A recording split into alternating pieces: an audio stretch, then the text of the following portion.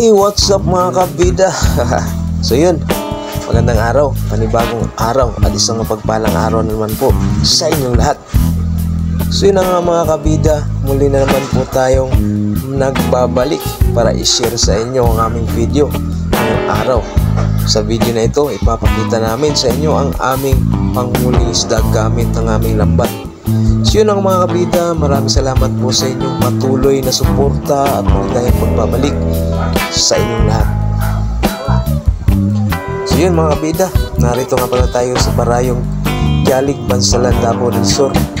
May mga nakapagturo kasi sa amin dito na may malalaking naipon na tubig na parang naging pispa na rin, at meron lang silang nakikitang mga malalaking isda dito.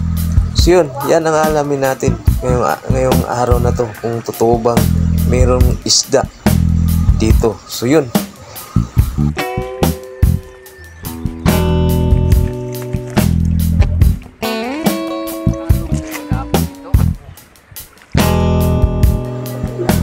So yun ang mga kabida, no? Sinimulan na nga ang paglatag ng lambat natin. Ito ay isang mahalagang gawain sa pangingisda, kung saan inilatag ang lambat sa dagat upang hulihin ng mga isda. Ito ay isang kalintulad na paraan ng pangingisda na ginagamit sa ating mga karagatan. Ang paglatag ng ating lambat ay isang kausayan kailangan ng mga pangingisda upang makakuha ng saganang huli. So yun mga kabida, sana nga ay magkaroon tayo ng malaking huli ngayon para masarap na rin ang ihahain natin mamaya. So yun mga kabida, update ko kayo kung meron man tayong mahuli. So yun mga kabida, panoorin nyo lang tong video na to hanggang matapos. So yun mga kabida. Ana Dre, ana mo rin. Uyok. Uyok mo rin? Dito ba ang tuboy? Gusto boy.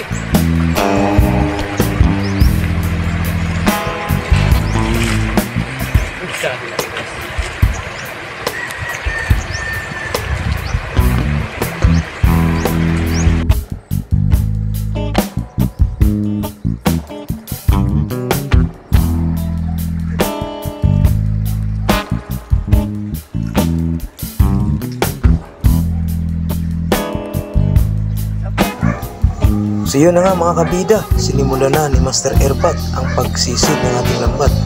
Yan kasi yung ginagawa niyang technique o diskarte para makahuli na isda ang ating lambat.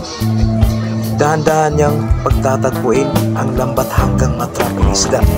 So yun ang ginagawa niya palagi kapag naglalambat kami o mangingisda kami gamit ang lambat na to. So yun mga kabida, sana may mahuli tayo ngayon.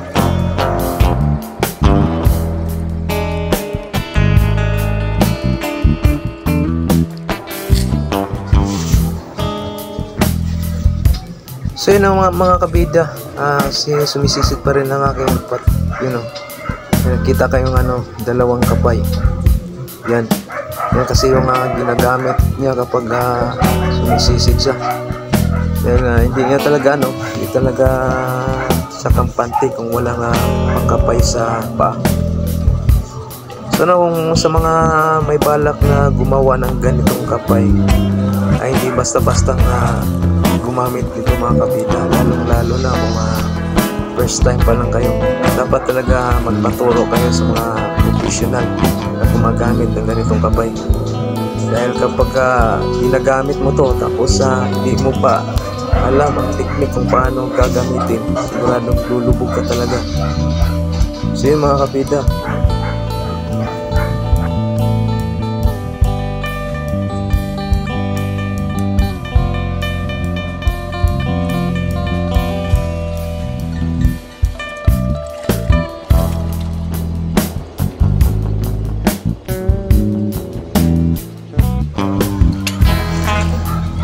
So yun ang mga kabida, ayun, meron ng nasabit ang ating lambat. Ayan, inihagis ng aking harpat. Yan, kinuha ni Master John Ray. So yun, tilapia yan mga kabida. Sarap ng tilapia. Yun ang unang huli.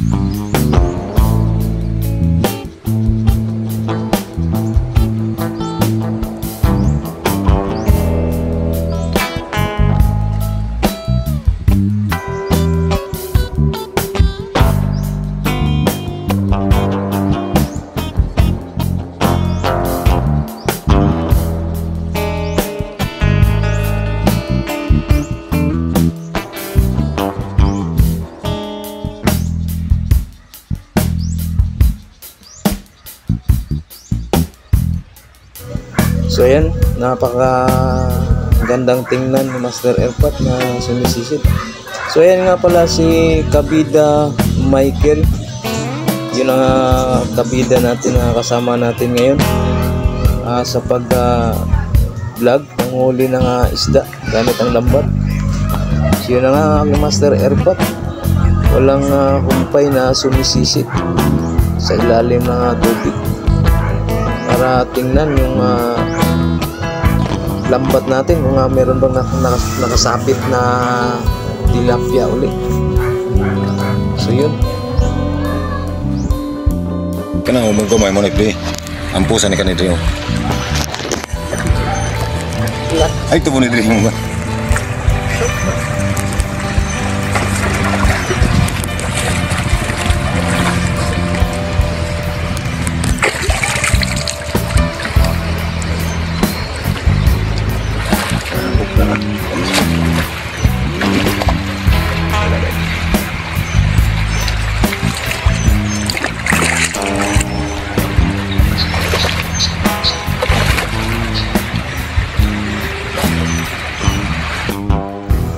Sino ang mga kabida? Napaka-enjoy talaga ng ganitong klaseng adventure, panghuli ng isda gamit ang lambat. So napaka-exciting talaga. So yung mga kabida, kung mamaya kung yung mga nahuli natin, yun ang uulamin natin. May naghahanda na ng ating kanin para mainit ang kanin natin ngayon. So yun mga kabida.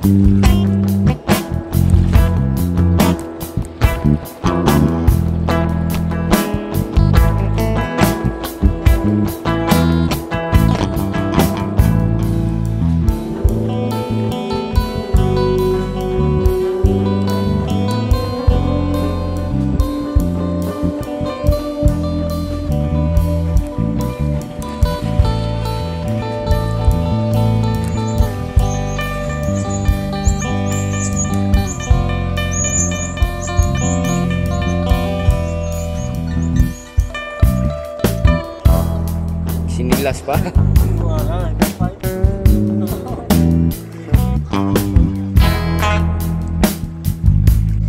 So yun na nga mga kabida. Ayan si Master John Ray. Ayan, nagluluto ng ating kanin. Tamang tama mga kabida. So ito yung nahuli natin mga kabida. Ayan, tilapia ang pangulam natin ngayon mga kabida.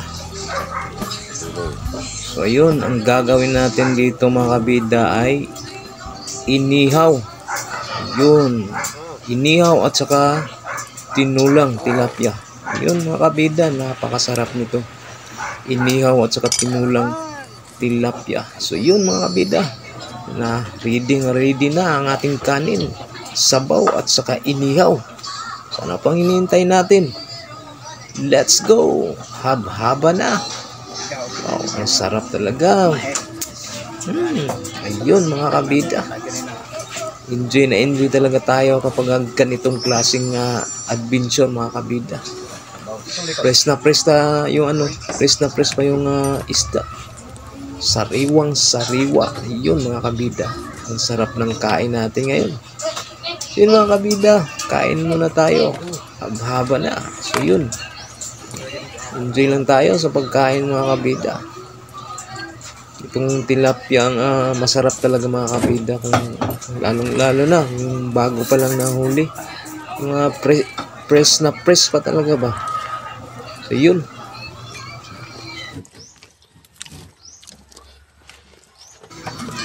So yan ang mga kabida. Maraming salamat po sa inyong panunood. At maraming salamat po sa sumusuporta sa aming YouTube channel. So yung mga kabida, kung bago ka pa lang sa channel na to, please don't forget to subscribe and click the button bell para palagi kayong updated sa mga bago nating video na i-upload. So yun mga kabida, maraming salamat sa panonood. Hanggang sa susunod mga kabida. Thank you.